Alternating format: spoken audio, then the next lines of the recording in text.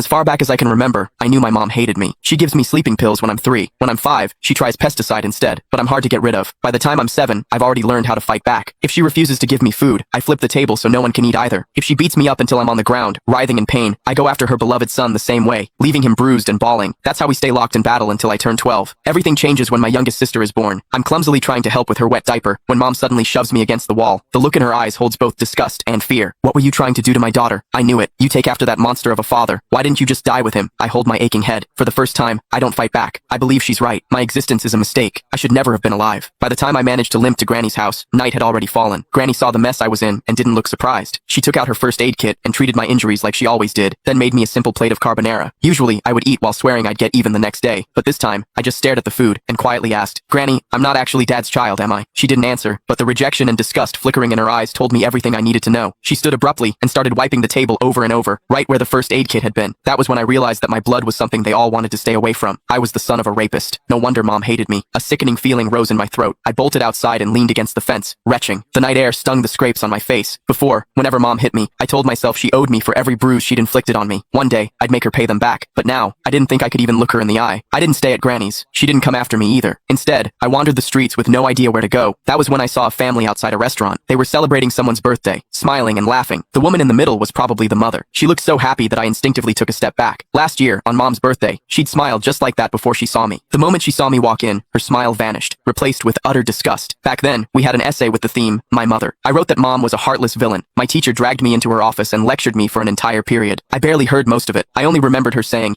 "No mother in this world would ever stop loving her child." I believed her. I saved money from collecting recyclables and bought my mom a birthday cake. I just wanted a hug, the same kind she gave my brother, Casper Willis. But her frigid expression was like a stab in the heart. I felt like a fool, standing there with that cake in my hands. Anger overwhelmed me. When no one was looking, I went out and caught a couple of frogs in the garden. Then, I hid them in the cake. I could still remember the way she screamed when they jumped out. Back then, I felt a twisted sense of satisfaction. I thought she didn't deserve to be a mother. I thought she had it coming. But now, I know the truth. The one who didn't deserve anything was me. My existence itself had hurt her. As I watched that mother's smile through the restaurant window, I made a decision. This year for mom's birthday, I would give her a gift she would truly be happy with, one that would free her completely. I decided to die. Once that thought took root in my mind, my steps felt lighter. I even started planning how to do it without troubling anyone. I needed to do something that wouldn't leave a mess. But before